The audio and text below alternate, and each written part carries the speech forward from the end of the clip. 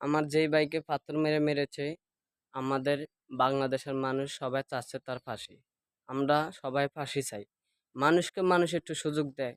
তার ২ টা সন্তান, একটা মেয়ে, একটি ছেলে। এভাবে কতবার চিল্লেছে আমার ২ টা সন্তান, তাদের ভবিষ্যৎ আছে। তাই মা বলেছে, "আমাকে একটু সুযোগ দাও, একটু সুযোগ দাও।"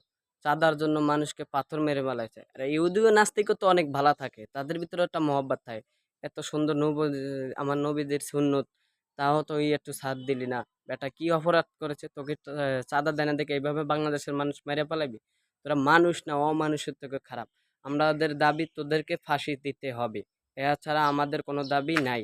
ডাইরেক্ট ফাঁসি দিব। এইভাবে কোনো ব্যক্তি কাজ করব না, কারোকে বাংলাদেশের ভিতরে মারবো না। আমার কথাটা যদি ভালো লাগে লাইক করে দিবেন, ভিডিওটা শেয়ার করে দিবেন বেশি বেশি, যেন আমার কথাটা সঠিক হয়েছে। ফাঁসি চাই, আমাদের একই দাবি।